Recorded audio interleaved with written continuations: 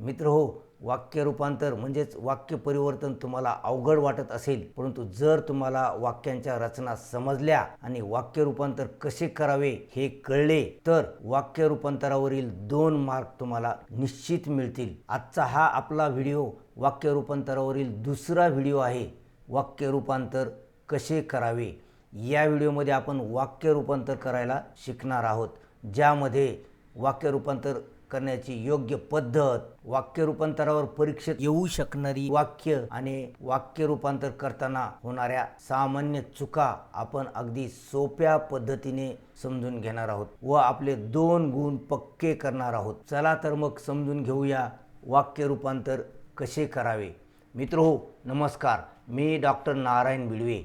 मित्रो सर्वप्रथम आपण वाक्य रूपांतर म्हणजे काय हे समजून घेऊयात। वाक्य रूपांतर म्हणजे वाक्यार्थाला बाधा न आणता वाक्यरचनेत केलेला बदल होय।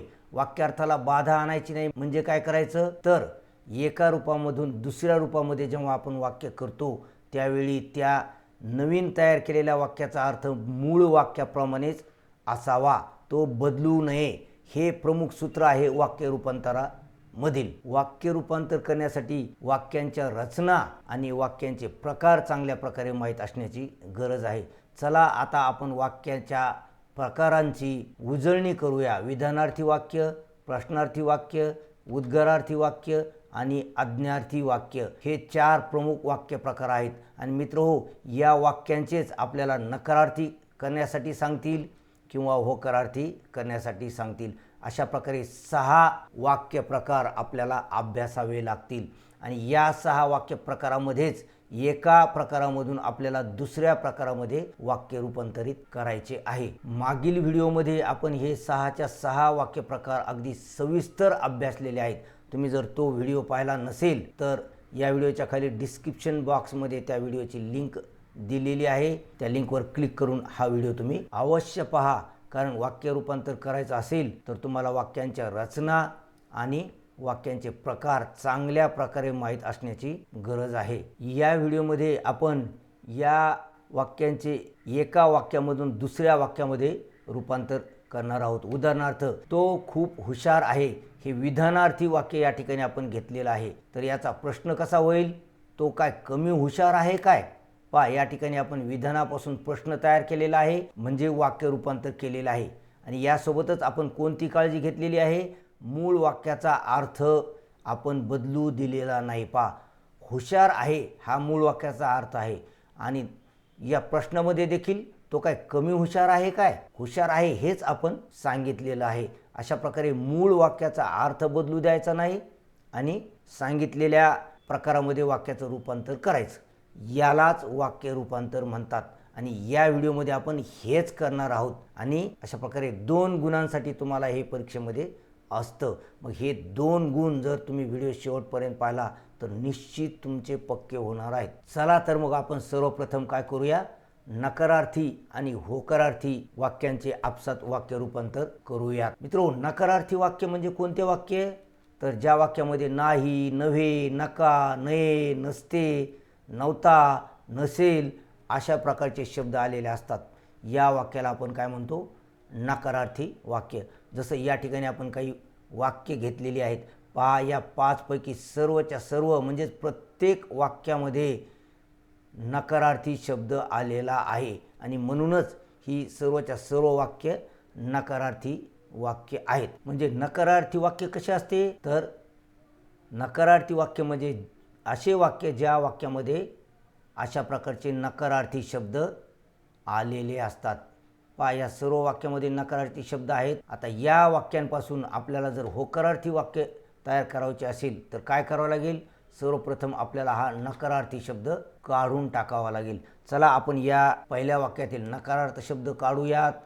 नव्हता हा शब्द आपण काढून टाकला, मग आपलं मूळ वाक्य कसं होतं, चोरी करून चोर पळून गेला नव्हता असं होतं। आता नव्हता काढल्यानंतर हे वाक्य कसं होईल, चोरी करून चोर पळून गेला, म्हणजे हे होकारार्थी वाक्य झालेले आहे। आता दुसरे वाक्य पहा, काल पाऊस पडला नाही, या वाक्यामध्ये आपण नाही काढून टाकूया। पहा त्याचं कसं झालेलं आहे, काल पाऊस पडला, नकारार्थी वाक्याचं होकारार्थी वाक्य झालेलं आहे. आता तिसरं वाक्य पहा, तो झोपला नसेल का. यामधील नसेल काढलं तर कोणतं वाक्य शिल्लक राहील, तो झोपला का. अशा प्रकारे ही तिन्ही वाक्य आपण होकारार्थी केलेली आहेत खरी, परंतु आपल्या वाक्य रूपांतराची व्याख्या तुम्हाला आठवते का. मूळ वाक्याच्या अर्थाला बाधा न आणता आपल्याला एका रूपामधून वाक्य दुसऱ्या रूपामध्ये बदलवायचं आहे. इथे मूळ वाक्याच्या अर्थाला बाधा आलेली आहे, म्हणजे त्याचा अर्थ बदललेला आहे. पहा, मूळ वाक्य होतं चोरी करून चोर पळून गेला नव्हता, म्हणजे चोर तिथेच होता. आणि आपण काय केलं, चोरी करून चोर पळून गेला, म्हणजे याच्या विरुद्धार्थी वाक्य आपण तयार केलेलं आहे. असं वाक्य आपल्याला परीक्षेमध्ये करायचं नाही. मूळ वाक्याचा अर्थ कायम ठेवता आला पाहिजे. म्हणजे एक प्रकार आपल्याला करावा लागतो, तो म्हणजे नकारार्थी शब्द काढावा लागतो. चला याचा आपण सर्वप्रथम होकारार्थी वाक्य करूया. चोरी करून चोर तिथेच थांबला होता. पहा, पळून गेला नव्हता, याचा आपण काय केलेलं आहे, तिथेच थांबला. म्हणजे मुख्य शब्दाचा विरुद्धार्थी शब्द देखील आपण घेतलेला आहे. नकारार्थी शब्द तर आपण काढून टाकलेला आहे किंवा त्याच्या बदल्यात आपण होकारार्थी शब्द क्रियापद घेतलेला आहे, परंतु मूळ शब्दाच्या विरुद्धार्थी शब्द देखील आपण घेतलेला आहे. अशा प्रकारे आपण या ठिकाणी दोन गोष्टी केलेल्या आहेत. कोणकोणत्या दोन गोष्टी, नकारार्थी शब्द काढून टाकलेला आहे आणि मुख्य शब्दाच्या विरुद्धार्थी शब्द देखील घेतलेला आहे. या दोन गोष्टी आपल्याला नकारार्थी वाक्यापासून होकारार्थी वाक्य किंवा होकारार्थी वाक्यापासून नकारार्थी वाक्य करताना कराव्या लागतात. चला पुढील वाक्य पाहूया. काल जास्त पाऊस पडला नाही. पहा, या ठिकाणी जास्त शब्द आलेला आहे. मग हा जास्त शब्द जर आपण काढला किंवा याच्या विरुद्धार्थी शब्द घेतला आणि नाही तर निघून जाईलच, तर आपलं होकारार्थी वाक्य निश्चितच होणार आहे. काल कमी पाऊस पडला. पहा, फक्त आपण या जास्तचं काय केलेलं आहे, त्या विरुद्धार्थी कमी हा शब्द घेतलेला आहे आणि हे नाही काढून टाकलेलं आहे. आपलं होकारार्थी वाक्य तयार झालेलं आहे. पुढील वाक्य पहा, तो झोपला नसेल का. या ठिकाणी देखील आपण नसेल हे क्रियापद आहे, हे काढलेलं आहे, म्हणून आपल्याला असेल घ्यावं लागेल या ठिकाणी.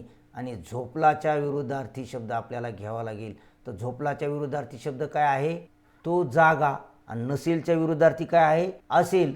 मग या ठिकाणी हे वाक्य कसं होईल, तो जागा असेल का. पहा, झोपला नसेल काचा आपण काय केलेलं आहे, जागा असेल का. या ठिकाणी दोन गोष्टी आपण घेतलेल्या आहेत. नसेल या क्रियापदाच्या विरुद्धार्थी क्रियापद घेतलेला आहे असेल, आणि झोपलाच्या विरुद्धार्थी जागा. या ठिकाणी एकच गोष्ट दिसते, परंतु ऑलरेडी आपण नकारार्थी शब्द काढलेत, म्हणून या ठिकाणी सुद्धा दोन गोष्टी केलेल्या आहेत. इथे सुद्धा दोन गोष्टी आपण केलेल्या आहेत. चला पुढील वाक्य पाहूयात. मुलांनो आवाज करू नका. या वाक्याचं कसं झालं आहे, मुलांनो शांतता राखा. म्हणजे हे नका आपण काढून टाकलेलं आहे, किंवा आवाज करू नका या सगळ्या एक्सप्रेशनच्या बदल्यात आपण काय केलेलं आहे, शांतता राखा. आवाज करू नकाच्या बदल्यात आपण घेतलेला आहे शांतता राखा. चला पुढील वाक्य पाहूयात. 1000 रुपये ही काही लहान रक्कम नव्हे. पहा, या ठिकाणी नव्हे आलेलं आहे, आपल्याला हे काढून टाकायचं आहे किंवा याच्या बदल्यात आहे असं क्रियापद येईल. चला हे वाक्य कसं होतंय पहा. 1000 रुपये ही मोठी रक्कम आहे. आता या ठिकाणी आपण काय काय घेतलं होतं, ही काही लहान रक्कम नव्हे. या ठिकाणी लहान आपण घेतलं होतं, लहान आणि रक्कम नव्हे. त्या बदल्यात आपण या ठिकाणी काय घेतलेलं आहे, लहानच्या बदल्यात आपण घेतलेलं आहे मोठी, आणि नव्हेच्या बदल्यात आपण घेतलेलं आहे. आणि आणखी एक बदल आपण या ठिकाणी केलेला आहे. नकारार्थी वाक्यामध्ये काही सारखे शब्द येतात, हा शब्द देखील आपण काढून टाकलेला आहे. पहा, या ठिकाणी हे तीन बदल झालेत. काही सारखे शब्द निघालेत, लहान आणि नव्हे असे शब्द देखील याच्या विरुद्धार्थी शब्द आपण घेतलेले आहेत. तर मित्रो, अशा प्रकारे आपण नकारार्थी वाक्यापासून होकारार्थी वाक्य केलेलं आहे. त्यासाठी आपण काय केलेलं आहे, नाही, नव्हे, नका अशा प्रकारचे नकारार्थी शब्द काढून टाकलेले आहेत आणि मुख्य शब्दाच्या विरुद्धार्थी शब्द घेतलेला आहे. परंतु होकारार्थी वाक्यापासून नकारार्थी वाक्य करण्यासाठी काय करावं लागेल आपल्याला, तर त्यासाठी आपल्याला नाही, नव्हे, नका अशा प्रकारचे शब्द वाक्यामध्ये घ्यावे लागतील होकारार्थीपासून नकारार्थी करताना. आणि त्यासोबतच मुख्य शब्दाच्या विरोधार्थी शब्द देखील आपल्याला घ्यावा लागेल. ही गोष्ट लक्षात ठेवा. अगदी याच्या उलटं आपल्याला करावं लागेल. नाही, नवे वगैरे शब्द आपण काढून टाकलेत तर नकारार्थी वाक्य करण्यासाठी ते घ्यावे लागतील आणि मुख्य शब्दाच्या विरोधार्थी शब्द तर आपल्याला घ्यावा लागेलच. अशा प्रकारचे काही बदल आपण नकारार्थीचे होकारार्थी करताना केलेले आहेत. चला आता आपण पुढील वाक्य प्रकार पाहूया. तो म्हणजे प्रश्न व विधानार्थी यांचं आपसामध्ये वाक्य रूपांतर आपल्याला करायचं आहे. तर पहा, या ठिकाणी काही प्रश्न आपण घेतलेले आहेत. तू कधी आलास? मी आत्ताच आलो. तू आनंदी आहेस का? होय, मी आनंदी आहे. मित्रो, दैनंदिन व्यवहारामध्ये आपण अशा प्रकारचे प्रश्न वापरतो. उत्तराच्या अपेक्षेने हे प्रश्न विचारलेले असतात आणि या प्रश्नांची उत्तरे देखील दिलेली असतात. परंतु जे प्रश्न आपल्याला अभ्यासायचे आहेत ते प्रश्न मुळी उत्तराच्या अपेक्षेने विचारलेलेच नसतात. पहा, आपल्या आईवडिलांचा अपमान कोण सहन करील? स्वस्त वस्तू कोण खरेदी करणार नाही? यश आल्यास कुणाला आनंद होत नाही? हे जे प्रश्न आहेत हे उत्तर मिळविण्यासाठी मुळात विचारलेच नाहीत. या प्रश्नामध्येच उत्तर दडलेलं आहे. या प्रश्नामध्ये एक ठासून सांगितलेला अर्थ, ठासून सांगितलेलं विधान दडलेलं आहे आणि परीक्षेमध्ये अशा प्रकारचे प्रश्न येतात. या प्रश्नांचं आपल्याला विधानामध्ये रूपांतर करायचं आहे. म्हणजे या प्रश्नामध्ये दडलेला अर्थ आपल्याला विधान रूपाने लिहायचा आहे. चला तर मग आता आपण काय करूया, या प्रश्नामध्ये दडलेला अर्थ विधान रूपाने लिहूया. आपल्या आईवडिलांचा अपमान कोण सहन करील? आपल्या आईवडिलांचा अपमान कुणीही सहन करणार नाही. पहा, या ठिकाणी कोणच्या बदल्यात कुणीही घेतलेला आहे आणि सहन करीलच्या बदल्यात सहन करणार नाही. म्हणजे या वाक्यामध्ये आपण काय केलेलं आहे, नाही हा शब्द घेतलेला आहे. प्रश्नामध्ये हा शब्द नाही तर विधानामध्ये आपण हा घेतलेला आहे. आणि प्रश्नामध्ये कोण आहे, विधानामध्ये त्याचं कुणीही आपण केलेलं आहे किंवा घेतलेलं आहे. हा एक बदल आहे. पहा, कोणचं कुणीही आणि नकारार्थी शब्द प्रश्न नसेल तर तो घ्यायचा. चला दुसरा प्रश्न आपण पाहूयात. स्वस्त वस्तू कोण खरेदी करणार नाही? असा प्रश्न आहे. आता या प्रश्नामध्ये नकारार्थी शब्द आहे नाही असा. मग विधानामध्ये तो आलाय का? पहा, तर विधानामध्ये तो आलेला नाही. स्वस्त वस्तू कुणीही खरेदी करेल. प्रश्नामध्ये जो कोण शब्द आला आहे त्याच्या बदल्यात विधानार्थी वाक्यामध्ये कुणीही आलेलं आहे आणि प्रश्नामध्ये जे नाही आलेले ते विधानार्थी वाक्यात आपण काढून टाकलेलं आहे. इथे आपण नाही घेतलेलं आहे विधानार्थी वाक्य करताना, तर इथलं नाही आपण काढून टाकलेलं आहे विधानार्थी वाक्य करताना. चला पुढील वाक्य पाहूयात. यश आल्यास कुणाला आनंद होत नाही? यश आल्यास सर्वांना आनंद होतो. पहा, या प्रश्नामध्ये देखील नाही आलेलं आहे आणि विधानार्थी वाक्यातून ते काढून टाकलेलं आहे. यासोबतच प्रश्नामध्ये कुणाला आलेलं आहे त्या बदल्यात विधानामध्ये आपण काय केलेलं आहे, सर्वांना असं घेतलेलं आहे. पहा, कुणालाच्या बदल्यात सर्वांना. अशा प्रकारे कोणच्या बदल्यात कुणी, कुणीही, कोणालाच्या बदल्यात सर्वांना अशा प्रकारे शब्द घ्यावे लागतात. आणि प्रश्नामध्ये नकारार्थी शब्द नसला तर विधानात घ्यावा लागतो, प्रश्नामध्ये असला तर विधानातून काढून टाकावा लागतो. हे दोन नियम तुम्हाला लक्षात ठेवायचे आहेत. तर प्रश्नापासून विधानार्थी वाक्य करताना आपल्याला काय करावं लागतं?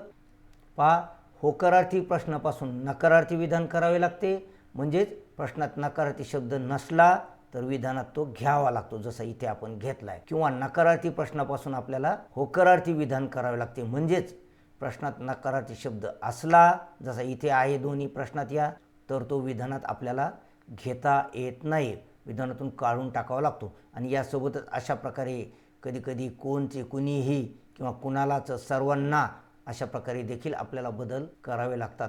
मित्रहो, विधानार्थी वाक्यापासून प्रश्न किंवा प्रश्नापासून विधानार्थी वाक्य करत असताना आपल्याला दोनच गोष्टी लक्षात ठेवायच्या आहेत. होकारार्थी विधान असलं तर नकारार्थी प्रश्न करायचा आणि नकारार्थी विधान असलं तर होकारार्थी प्रश्न करायचा. आणि त्यासाठी आपल्याला नाही घ्यावं लागतं किंवा नाही काढून टाकावं लागतं. ही गोष्ट लक्षात ठेवा. चला, आणखी काही बदल आहेत जे आपल्याला प्रश्न आणि विधानार्थी वाक्याचं रूपांतर करताना करावे लागतात. पहा, विनाश टाळण्यासाठी माणूस काय नाही करणार?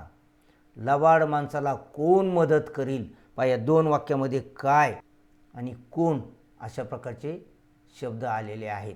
इथे नाही आलेला आहे आणि या ठिकाणी कोण आलेला आहे आणि या वाक्यामध्ये नाही आलेलं नाही. तर या प्रश्नापासून विधानार्थी वाक्य कशी होतात पहा. विनाश टाळण्यासाठी माणूस काहीही करील. पहा या ठिकाणी काय करीलचं काय आलेलं आहे, काहीही आलेलं आहे आणि या विधानामधून नाही निघून गेलेलं आहे. यासोबतच लबाड माणसाला कोण मदत करील या प्रश्नामध्ये पहा कोणच्या बदल्यात कुणीही आलेलं आहे आणि नाही प्रश्नामध्ये नाही तर आपण ते विधानामध्ये घेतलेलं आहे. पहा प्रश्नामध्ये नाही नसल्यास विधानात घ्यावं आणि असल्यास काढून टाकावं आणि काय कोणचं कुणीही करावं. मागील वाक्यामध्ये देखील आपण हेच केलेलं आहे. हेच नियम पुन्हा एकदा आपण रिवाईज करत आहोत. पहा प्रश्नात काय कोण कुठे असे शब्द आल्यास विधानात काहीही कुणीही सर्वजण प्रत्येकजण सर्वत्र अशा प्रकारचे शब्द घ्यावेत. लक्षात ठेवा काही शब्द आपण घेतलेले आहेत, काही तुम्हाला आपल्या या पाठाच्या शेवटी जी कृती सोडवायला मिळणार आहे त्यामध्ये काही शब्द हे तुम्हाला वापरता येतील. म्हणून व्हिडिओ शेवटपर्यंत पहा. आणि आणखी एक महत्त्वाची गोष्ट तुम्हाला सांगतो, व्हिडिओच्या शेवटी तुम्हाला इंग्रजीच्या अभ्यासाच्या संदर्भात सुद्धा एक अतिशय महत्त्वाची टीप मिळणार आहे. चला आता आपण काय करूया, आणखी काही प्रश्न आणि विधानार्थी वाक्य यांचे रूपांतर करूयात. लबाड माणसाला लोक का मदत करतील? देशासोबत केलेला विश्वासघात लोक कसे सहन करतील? अशा प्रकारचे हे दोन प्रश्न आहेत. या प्रश्नामध्ये पहा का मदत करतील, कसे सहन करतील अशा प्रकारचे शब्द आलेले आहेत आणि याच्या बदल्यात काय आलेलं आहे पहा लबाड माणसाला लोक मुळीच मदत करणार नाहीत. पहा काच्या बदल्यात आपण काय केलेलं आहे, मुळीच आणि नाहीत किंवा नाही असे दोन शब्द घेतलेले आहेत. आता दुसरा प्रश्न पहा, देशासोबत केलेला विश्वासघात लोक मुळीच सहन करणार नाहीत. या ठिकाणी देखील कशेच्या बदल्यात काय केलेले आपण मुळीच आणि नाहीत असे दोन शब्द घेतलेले आहेत. म्हणजे या ठिकाणी वापरण्यात आलेले नियम कोणते आहेत, प्रश्नात का व कसे आल्यास विधानात काय करायचं आहे, मुळीच आणि नाही हे दोन घटक वापरायचे आहेत. हे सुद्धा लक्षात ठेवा कारण तुम्हाला अशा प्रकारचे वाक्य देखील करावे लागणार आहेत. आता आणखी प्रश्न आणि विधानार्थी वाक्याच्या रूपांतराचे काही वाक्य आपण घेतलेले आहेत. या ठिकाणी फक्त विरुद्धार्थी शब्द आपल्याला वापरून प्रश्नापासून विधानार्थी वाक्य किंवा विधानार्थी वाक्यापासून प्रश्न तयार करता येतो. तुम्हाला दुःखी पाहून मला का आनंद होतो का? लहान मुलांकडे लक्ष द्यायला नको का? अशा प्रकारचे दोन प्रश्न आपण घेतलेले आहेत. या प्रश्नांपासून आपल्या विधानार्थी वाक्य करण्यासाठी काय करावं लागेल, फक्त विरुद्धार्थी शब्द घ्यायचा आहे. म्हणजे आनंदच्या विरुद्धार्थी आपल्याला दुःख घ्यायचं आहे. याशिवाय आपल्याला प्रश्नार्थी रचना देखील काढून टाकायची आहे. म्हणजे प्रश्नचिन्हाऐवजी आपल्याला फुल स्टॉप घ्यावा लागेल. कोणकोणते बदल करावे लागतील पहा, तुम्हाला दुःखी पाहून मला देखील दुःख होते. आनंदच्या बदल्यात आपण काय केलेलं आहे, दुःख हा शब्द घेतलेला आहे आणि या ठिकाणी क्वेश्चन मार्कने या प्रश्नाचा शेवट झालेला आहे. आपण या ठिकाणी फुल स्टॉप घेतलेला आहे. सर्वच प्रश्नापासून विधानार्थी वाक्य करताना आपल्याला प्रश्नचिन्हाऐवजी फुल स्टॉप घ्यावा लागतो आणि या ठिकाणी देखील हा सुद्धा शब्द आलेला आहे आणि वरील वाक्यामधील का हा शब्द निघून गेलेला आहे. हे आणखी काही छोटे छोटे बदल आहेत परंतु प्रमुख बदल आहेत विरुद्धार्थी शब्द आणि प्रश्नचिन्हाच्या बदल्यात पूर्णविराम. चला पुढील वाक्य पहा, लहान मुलांकडे लक्ष द्यायला हवे नको का? याच्या बदल्यात काय झालेलं आहे, द्यायला हवे असं आपण घेतलेलं आहे. नको का, लक्ष द्यायला नको का, तर या ठिकाणी काय घेतलेला आहे शब्द हवे असा शब्द याच्या विरुद्धार्थी शब्द घेतलेला आहे. लक्ष द्यायला नको का, लक्ष द्यायला हवे. चला आता पुढील वाक्य प्रकाराचे आपण वाक्य रूपांतर करूया. विधानार्थी वाक्य व उद्गारार्थी वाक्य याचे वाक्य रूपांतर आपल्याला करायचे आहे. पहा सरळ साध्या विधानार्थी वाक्यापासून उद्गारार्थी वाक्य तयार करता येत नाही. कशामुळे येत नाही, कारण उद्गारार्थी वाक्यामध्ये काय असतं, भावनातिरेक असतो. उचंबळून आलेल्या भावना किंवा जास्त पॉवरफुल भावना असतात. म्हणून सरळ साध्या विधानार्थी वाक्यापासून उद्गारार्थी वाक्य होत नाही. काही वाक्य घेतले आहेत आपण या ठिकाणी, रवी काल मुंबईला गेला, आज पाऊस पडत आहे, सहलीत मजा येईल. सरळ साधी विधाने आहेत ही, याच्यात कोणत्याच भावना नाहीत, फक्त माहिती देतात. म्हणून याचं उद्गारार्थी वाक्य आपल्याला करता येणार नाही. तर उद्गारार्थी वाक्य करण्यासाठी आपल्याला काय करावं लागेल? त्या ठिकाणी खूप भावना असाव्यात. पहा, तेथे अफाट गर्दी होती. काल रात्री खूपच उकडले. आज गाडीत अतोनात गर्दी होती. तुझ्या भेटीने खूप आनंद झाला. त्याचे अक्षर अतिशय सुंदर आहे. पहा, या ठिकाणी घेतलेल्या वाक्यापैकी प्रत्येक वाक्यामध्ये अफाट, खूपच, अतोनात, खूप, अतिशय अशा प्रकारचे जास्त भावना, जास्त प्रमाण दाखवणारे शब्द आलेले आहेत. म्हणजे विधानार्थी वाक्यामध्ये कोणते शब्द असतात? तर खूप, फार, अफाट, चिक्कार, अतोनात, पुष्कळ, अत्यंत, मनस्वी, अतिशय, विलक्षण अशा प्रकारचे शब्द आलेले असतात. आणि हे शब्द कोणता अर्थ व्यक्त करतात? आधिक्य, मोठी संख्या, विपुलता हा अर्थ व्यक्त करतात. तर अशा प्रकारे आपल्याला हे शब्द काढून टाकावे लागतात याचं उद्गारार्थी करताना.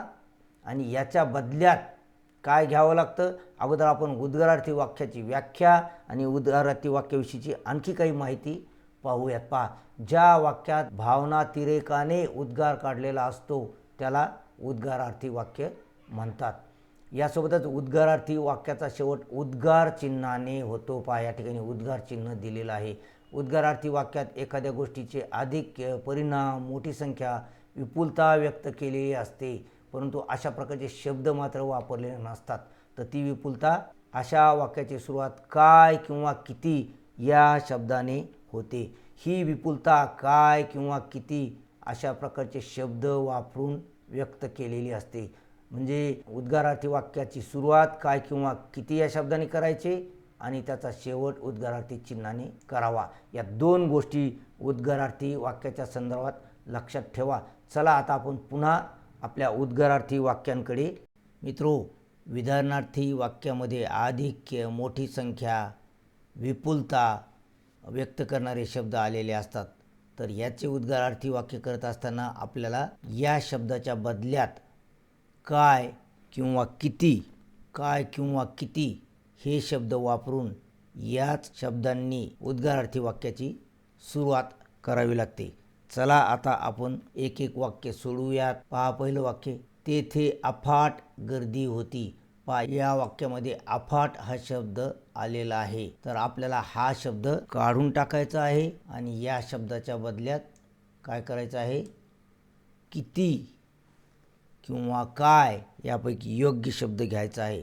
तर कोणता शब्द या ठिकाणी आपल्याला घ्यावा लागेल? काय गर्दी होती तेथे. पहा, या ठिकाणी आपण अफाटच्या बदल्यात काय केलेलं आहे? काय हा शब्द घेतलेला आहे. यासोबतच आपण विधानार्थी वाक्याच्या शेवटी हा जो फुलस्टॉप किंवा पूर्णविराम आलेला आहे त्याच्या बदल्यात आपण या ठिकाणी काय केलेलं आहे? उद्गार चिन्ह घेतलेलं आहे. आणि आणखी काय बदल झालेला आहे? गर्दी होती हा भाग विधानार्थी वाक्यात शेवटी आलेला आहे, तो आपण इथे सुरुवातीला घेतलेला आहे. शेवटचा भाग सुरुवातीला घेतलेला आहे. पहा, उकडले, गर्दी होती, आनंद झाला हे शेवटचे शब्द पहा कसे सुरुवातीला येतात. सुंदर आहे हे शेवटचे शब्द सुरुवातीला येतात. कायने उद्गारार्थी वाक्याची सुरुवात होते आणि उद्गार चिन्हाने उद्गारार्थी वाक्याचा शेवट होतो. इतक्या तीन गोष्टी तुम्हाला उद्गारार्थी वाक्य विधानार्थी वाक्यापासून करत असताना लक्षात ठेवायच्या आहेत. चला दुसरं वाक्य पाहूया. काय उकडले काल रात्री. पहा, मूळ वाक्य आहे काल रात्री खूपच उकडले. खूपचच्या बदल्यात आपण काय केलेलं आहे? काय उकडले असं घेतलेलं आहे. या ठिकाणी अतोनात आलेलं आहे, या ठिकाणी खूप आलेलं आहे, या ठिकाणी अतिशय आलेलं आहे आणि या ठिकाणी अफाट आलेलं आहे. याच्या बदल्यात आपण काय आणि किती घेत आहोत. पहा, दुसऱ्या वाक्यामध्ये खूपचच्या बदल्यात आपण काय घेतलेलं आहे? फुलस्टॉपच्या बदल्यात उद्गार चिन्ह घेतलेलं आहे आणि उकडले सुरुवातीला घेतलेलं आहे. आता चला पुढील वाक्य पाहूया आपण. आज गाडीत अतोनात गर्दी होती. किती गर्दी होती आज गाडीत. पहा, अतोनातच्या बदल्यात कितीने आपण उद्गारार्थी वाक्याची सुरुवात केलेली आहे आणि शेवटी उद्गार चिन्ह, शेवटचा भाग सुरुवातीला घेतलेला आहे. गर्दी होती, आहे की नाही. चला पुढील वाक्य पाहूया. तुझ्या भेटीने खूप आनंद झाला. आता या ठिकाणी खूप हा शब्द आपण विधानार्थी वाक्यातला काढून टाकलेला आहे. त्या बदल्यात आपण कितीने उद्गारार्थी वाक्याची सुरुवात केलेली आहे. शेवटी फुलस्टॉप ऐवजी एक्सक्लेमेशन मार्क उद्गार चिन्ह आपण वापरलेलं आहे. मित्रो 12th बोर्डच्या एक्झाममध्ये अगदी तुम्हाला हेच वाक्य येणार आहेत, कारण 12th बोर्डच्या पॅटर्ननुसारच आपण अशा प्रकारची वाक्ये घेतलेली आहेत. चला आता तिसरं वाक्य पाहूयात कसं आहे. तर त्याचे अक्षर अतिशय सुंदर आहे. किती सुंदर आहे त्याचे अक्षर. अतिशयच्या बदल्यात आपण काय केलेलं आहे, किती घेतलेलं आहे आणि फुलस्टॉपच्या बदल्यात एक्सक्लेमेशन मार्क घेतलेला आहे. सुंदर आहे सुरुवातीला घेतलेला आहे. अशा प्रकारे विधानार्थी वाक्यापासून आपण उद्गारार्थी वाक्य केलेलं आहे. आणि उद्गारार्थी वाक्यापासून विधानार्थी वाक्य करण्यासाठी काय करावं लागेल, याचेच उलटं करावं लागेल. उद्गार चिन्ह काढून टाकावं लागेल. कितीच्या बदल्यात अफाट, खूपच अर्थानुसार शब्द आपल्याला घ्यावा लागेल. चला आता पुढील वाक्य प्रकाराचं वाक्य रूपांतर आपण करूया. आता विधानार्थी वाक्यापासून आपल्याला आज्ञार्थी वाक्य करायचं आहे. पहा या ठिकाणी काही विधानार्थी वाक्य आपण घेतलेली आहेत. तू नियमित व्यायाम करावास, ज्ञान संपादनासाठी भरपूर वाचन करावे, दिलेल्या सूचनांचे पालन करावे, मोबाईलचा अति वापर योग्य नाही. ही आहेत विधानार्थी वाक्य. आता याची काय करायची आहेत आपल्याला, आज्ञार्थी वाक्य. मग आज्ञार्थी वाक्याची व्याख्या काय आहे, तर आज्ञार्थी वाक्यामध्ये क्रियापद हे आज्ञार्थी रूपात असते. क्रियापद डायरेक्ट आज्ञा देत असते. हे कर, ते कर, उठ, बस, जा. तर आपल्याला ही जी क्रियापदे आहेत, करावास, करावे, करावे, या क्रियापदाचं रूपांतर आपल्याला काय करायचं आहे, आज्ञार्थी क्रियापदामध्ये करायचं आहे. तर करावासचं काय होईल मग पाहूया आपण. वाक्य रूपांतर करूया. तू नियमित व्यायाम कर. पहा करावासचं काय झालंय, या ठिकाणी कर अशी आज्ञा दिलेली आहे. तर दुसऱ्या वाक्यामध्ये पहा, ज्ञान संपादनासाठी भरपूर वाचन करा. करावेचं काय झालेलं आहे, करा. तर तिसरं वाक्य पहा, दिलेल्या सूचनांचे पालन करावे. त्याचं कसं झालेलं आहे, दिलेल्या सूचनांचे पालन करा. तर तिसरं वाक्य पहा, मोबाईलचा अति वापर योग्य नाही. याचं काय झालंय, मोबाईलचा अति वापर करू नको. या ठिकाणी योग्य नाहीच्या बदल्यात आपण घेतलेला आहे नको. लक्षात ठेवा, योग्य नाही हा उपदेश आहे, तर याच्या बदल्यात आपण घेतलेला आहे करू नको. अशा प्रकारे आज्ञार्थी रूपामध्ये क्रियापद हे येत असतं. लक्षात ठेवा. आता मित्रो पहा, या ठिकाणी करा आलेलं आहे आणि या ठिकाणी कर आलेलं आहे. हे कशामुळे झालेलं आहे, तर या ठिकाणचा जो कर्ता आहे, ज्याला उद्देशून आज्ञा केलेली आहे, तो एकवचनी आहे. या ठिकाणी ज्याला उद्देशून आज्ञा केलेली आहे ते अनेकवचनी आहेत, म्हणून करा आलेला आहे. ज्या ज्या ठिकाणी करा आलेला आहे त्या त्या ठिकाणी अनेक व्यक्तीला आज्ञा केलेली आहे. या ठिकाणी करू नको आणि कर म्हणजे एकाच व्यक्तीला आज्ञा केलेली आहे. हे लक्षात ठेवायचं आहे. आता मित्रो, आपण जे वाक्य रूपांतर केलेलं आहे ते तुम्हाला कळलं की नाही हे तपासण्याची वेळ आलेली आहे. म्हणजेच आता तुमच्यासाठी एक कृती आपण या ठिकाणी घेतलेली आहे. आणि पहा, सूचनेनुसार वाक्यात बदल तुम्हाला करायचा आहे आणि याची उत्तरे तुम्ही कॉमेंट बॉक्समध्ये लिहा. मराठी टाईप करता येत नसेल तर इंग्लिशमध्ये तुम्ही टाईप करून याची उत्तरे लिहू शकता. पहा, या ठिकाणी 4 वाक्य आपण घेतलेली आहेत. होकारार्थी करा, आज्ञार्थी करा, विधानार्थी करा आणि उद्गारार्थी करा. अशा प्रकारची ही वाक्य आहेत. ही वाक्य सोडवा, यांची उत्तरे कॉमेंट बॉक्समध्ये लिहा. पाहूया तुमच्यापैकी किती जणांची उत्तरे बरोबर येतात. आणि मित्रो, आपला पुढील व्हिडिओ हा समासावर येणार आहे. समासाला देखील 2 गुण असतात परीक्षेमध्ये. आशा करतो की हा व्हिडिओ तुम्हाला आवडला असेल. व्हिडिओ आवडला असल्यास त्याला लाईक करा, आपल्या मित्रांसोबत व्हिडिओ शेअर करा आणि चॅनलवर पहिल्यांदाच आलेले असल्यास चॅनलला सबस्क्राईब करून त्याच्या बाजूची घंटीसुद्धा दाबा. त्यामुळे चॅनलवर यानंतर येणाऱ्या व्हिडिओची सूचना तुम्हाला सर्वांच्या अगोदर मिळेल. आणि हो, जसे मी तुम्हाला पाठाच्या सुरुवातीला म्हणालो होतो की व्हिडिओच्या शेवटी तुम्हाला इंग्रजीच्या अभ्यासाविषयीची अतिशय महत्त्वाची टीप मी देणार आहे. तर मित्रो, ती टीप म्हणजे यूट्यूब ॲप खोलल्यानंतर सर्च बारमध्ये तुम्ही डॉक्टर नारायण बिडवे टाईप करून इंटर मारल्यानंतर तुम्हाला आपले चॅनल दिसेल. व्ह्यू चॅनलवर क्लिक केल्यानंतर आपले चॅनल ओपन होईल आणि आपल्या चॅनलच्या होम पेजमध्ये जेव्हा तुम्ही असाल त्यावर क्लिक करा. त्या ठिकाणी तुम्हाला सेक्शन 1 क्लास 12 इंग्लिश आणि मराठी नावाचं सेक्शन दिसेल. त्या सेक्शनवर क्लिक करा. मग 12वीचे इंग्रजी आणि मराठीचे संपूर्ण व्हिडिओ तुम्हाला त्या ठिकाणी दिसतील. या ठिकाणी प्लेलिस्ट दिलेल्या असतील. त्या प्लेलिस्टपैकी जी प्लेलिस्ट तुम्हाला पाहिजे त्यावर क्लिक करून त्या ठिकाणचे इंग्लिश किंवा मराठी व्हिडिओ तुम्ही पहा. या व्यतिरिक्त मित्रो, अगदी घर बसल्या तुमचा इंग्रजी आणि मराठीचा अभ्यास व्हावा यासाठी या ठिकाणी आपण एक व्हॉट्सअप ग्रुप दिलेला आहे, क्लास 12 इंग्लिश आणि मराठी नावाचा. याची लिंक या व्हिडिओच्या खाली डिस्क्रिप्शन बॉक्समध्ये दिलेली असेल. त्या लिंकवर क्लिक करून या व्हॉट्सअप ग्रुपमध्ये तुम्ही जॉईन व्हा आणि अगदी तुमच्या मोबाईलमध्ये तुम्हाला पाहिजे ते 12वीचं स्टडी मटेरियल त्या ठिकाणी मिळणार आहे. यासोबतच या व्हिडिओच्या किंवा इतरही PDF नोट्स हव्या असतील तर कॉमेंट बॉक्समध्ये PDF असं लिहा, तुम्हाला PDF नोट्स उपलब्ध करून देण्यात येतील. आणि मित्रो, या ठिकाणी दिलेले हे 2 व्हिडिओज अवश्य पहा. भेटूया असेच पुढील व्हिडिओमध्ये. तोपर्यंत have a good day. Thank you.